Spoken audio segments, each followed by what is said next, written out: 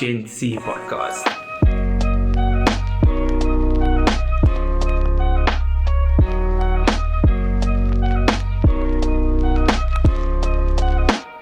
Welcome to the Gen C podcast. I'm your host, JP Jackson, and today we've got a special guest, Shuaib Sayhn. Welcome to the pod, Shuaib. Hi, JP. Nice meeting you. Nice meeting you for the first time. So, for the audience that doesn't know, who is Shuaib?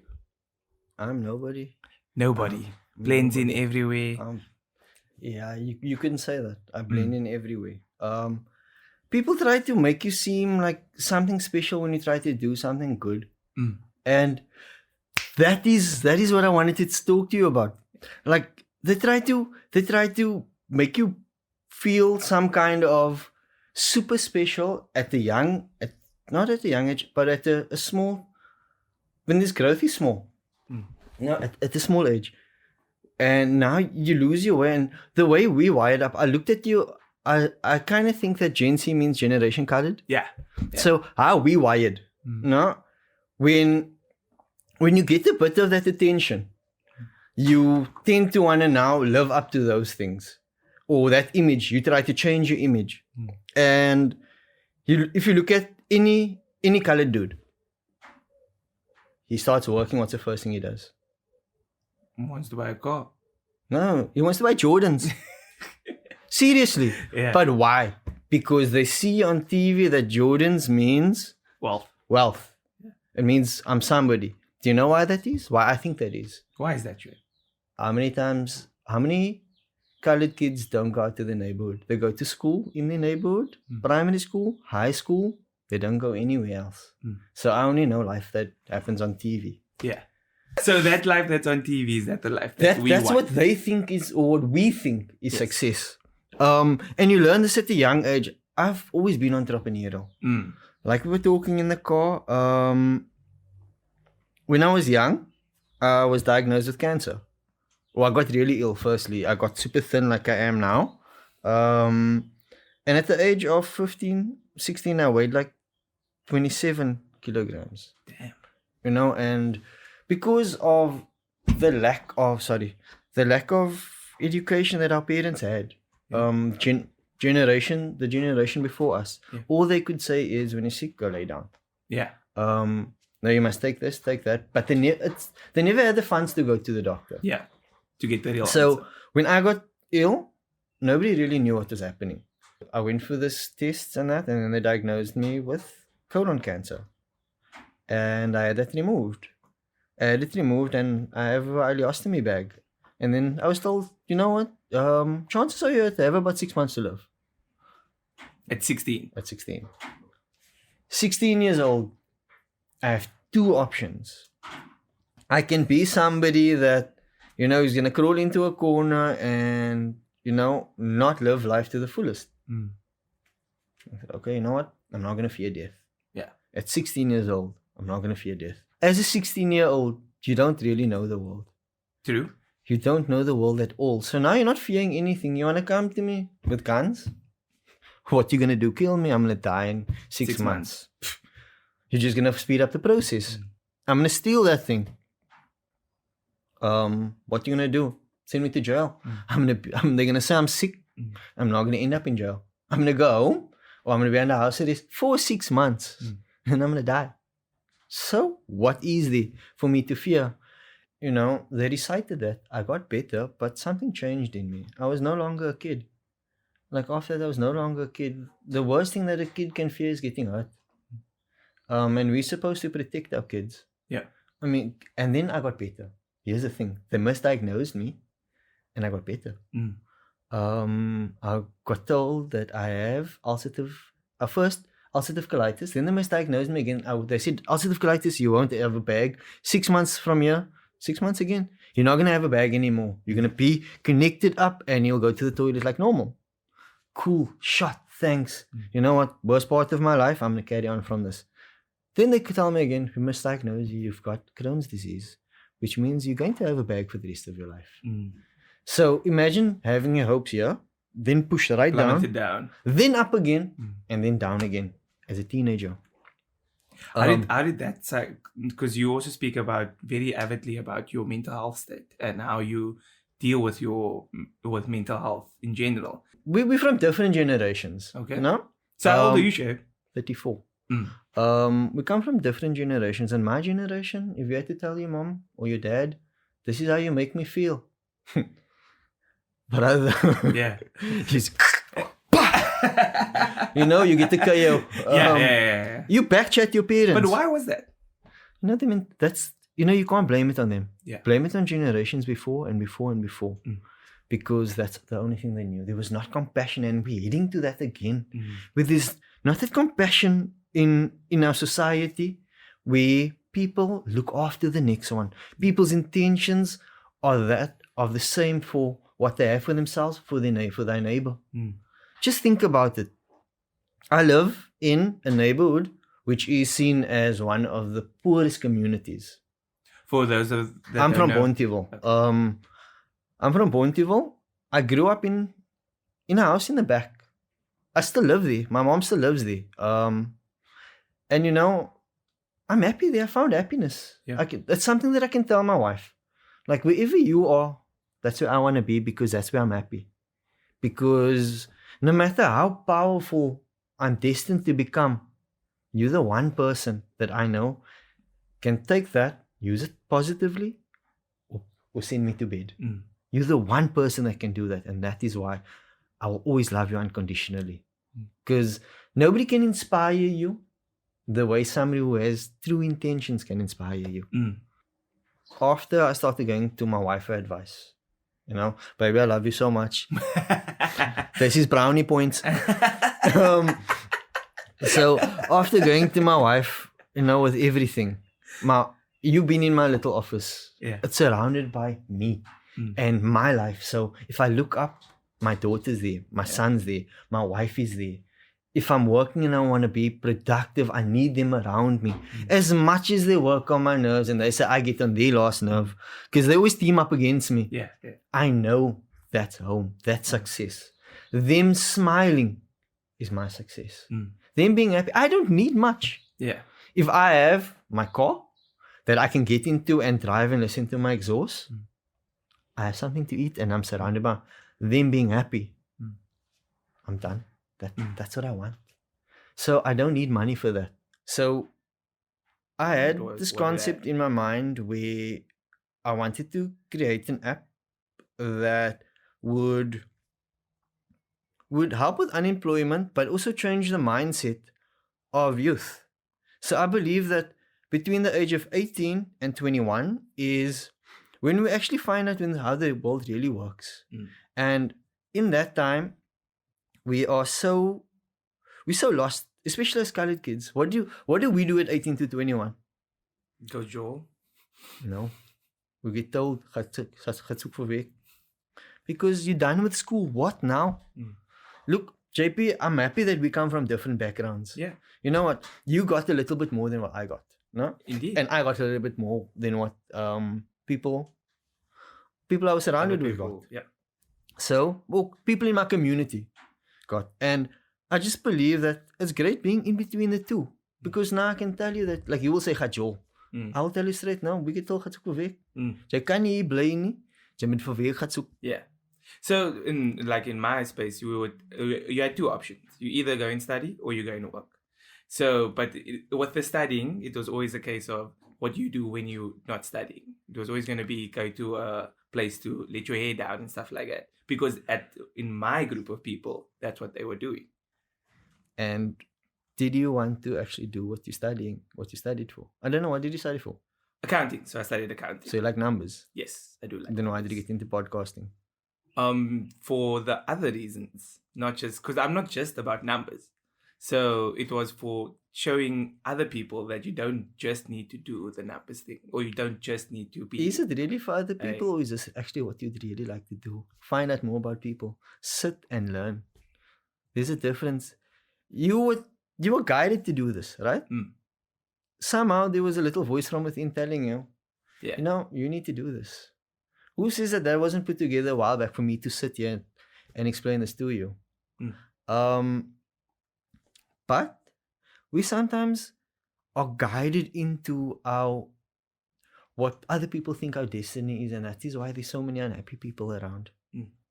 You'd be happy sitting here and making this a living, isn't it? If I had to tell you, JP,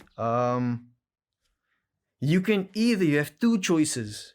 You can sit here and make enough to keep you happy, or you need to go and work at an accounting firm and you'll drive a sports car.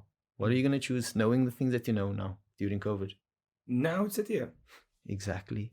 So who set our goals for us? Did we set our own goals? Because if we're only finding happiness now, who set our goals for us? But I also don't think it's that simple. So I like to have my life being more than one thing. I enjoy being involved in the numbers and being involved in that space. And I also enjoy doing this. So I only chose this because you gave me the option of only choosing one or the other. Okay. So why can't I do both? Should we not be allowed to diverse ourselves instead of thinking that this is what you have to do and only this? Or is that an incorrect mindset in your opinion? Look, before I get gunned by a lot of people for what I'm about to say, this is my opinion. Exactly.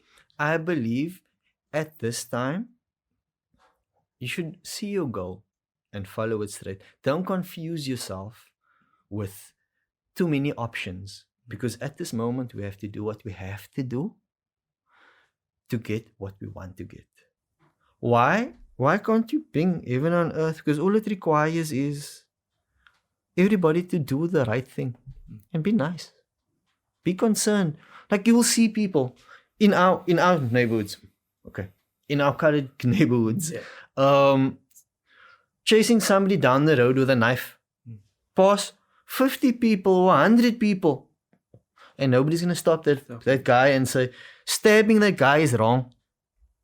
So they're gonna take out their phones and make a video how the guy's getting stabbed or how the guy's getting shot. But if you ask anybody who was there, they'll say nobody. Why do we have to kill each other to live a good life? And I think Oddjobbi is built on this concept. Like, we can do it ourselves, man. If everybody just chips in. Look at the name Oddjobbi. Who does an Oddjobbi? Your uncle around the corner, the guy across the road. I know a Tyler. I know a... So these are all things that is now phasing out in our communities where we employ each other. We go for cheapest of labor, and cheapest of labor comes from where? Not from South Africa. And you know whose fault that is? That we go to Zimbabweans, to Angolans, because the service that they give you. Those people know what it's like to work hard. And do you feel like our people don't want to work hard for it? Of course I feel that way. And I think there's a lot of people that can agree with me. We lost the best of business people. The best of business people. I mean, who else stands at the robots and sells fruit and veg and makes a living out of it? Evos. Not only Evos. A Walker. No. Did you hear the rhymes that he spits? My sir, nobody can sell a snook to you like the guy on the back of a bakkie. Yeah. So we have business in us. But we lost somewhere in the middle. Either we're too black or we're too white. Like you would say in a colored household. I would say in today's households, where a lot of the times you're only loved for what you can give. You only show the attention for what you can give. You know, a lot of time the person we're not left in a space where we can be creative. And that's why creativity is dying out, because it's survival now, and no creative can survive in these times. It's tough. It's really tough. And I said, life burns you down. No? I said, in life... A phoenix. Yeah, that is... I was paying attention to that certain saying.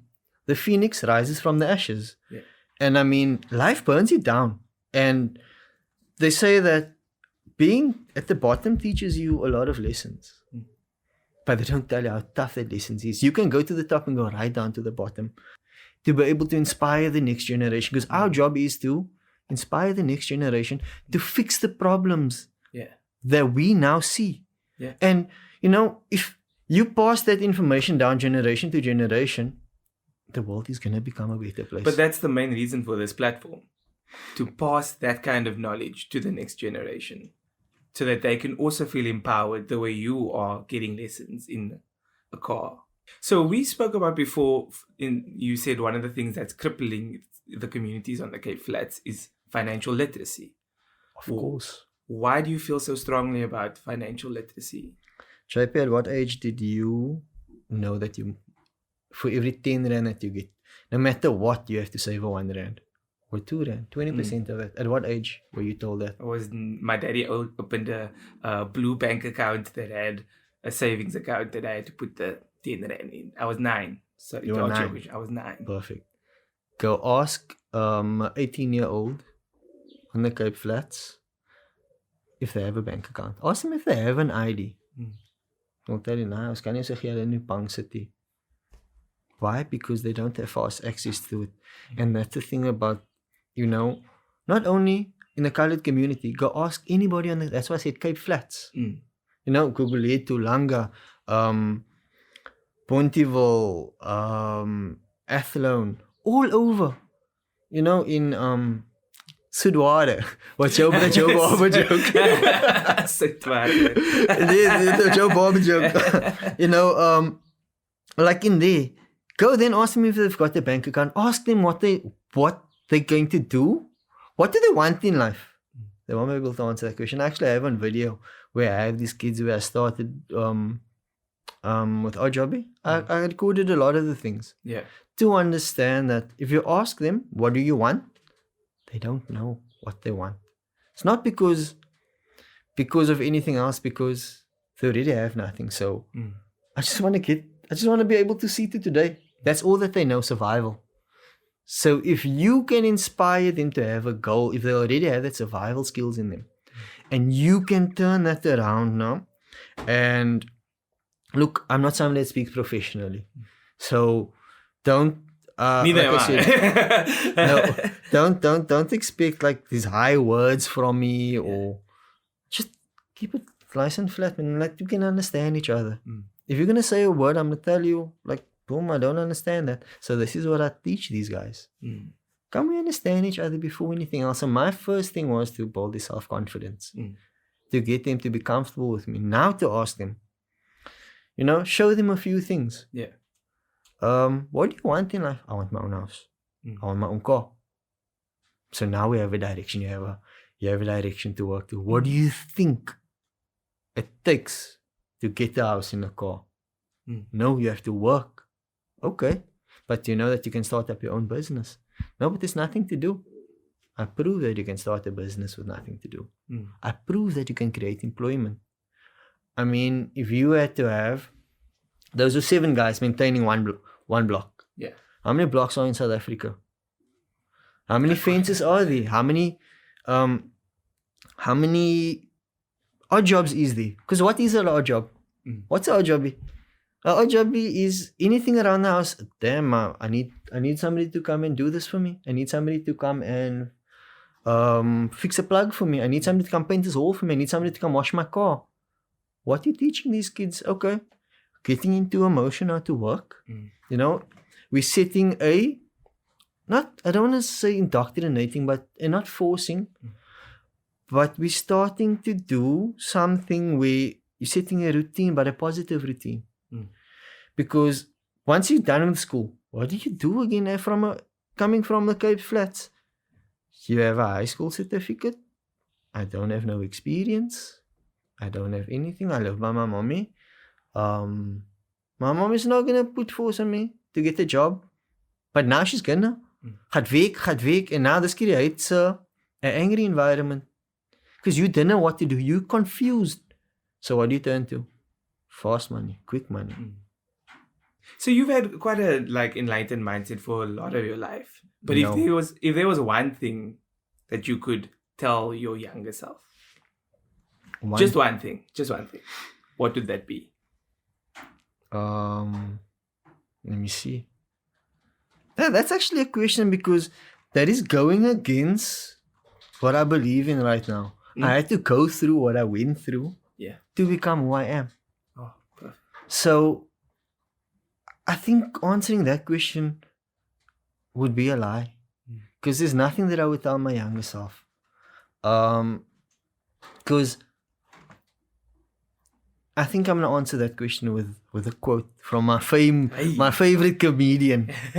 I can't quote it word for word, but it goes something like, in life, you have to embrace your flaws and fuck-ups. No?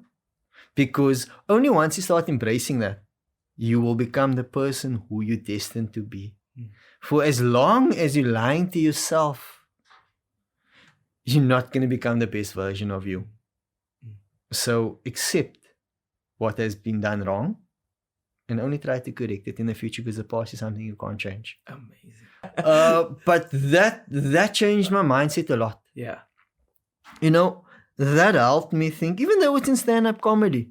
Yeah. It helped me change my mindset to realize, look, nothing in life is perfect. But I'm so close, it scares me. But I just want to say thank you, Shuaib. Thank you for coming through. It was an amazing conversation. You dropped some gems here. Thank you. Thank you for joining us. And like, share, subscribe, and we out. Peace.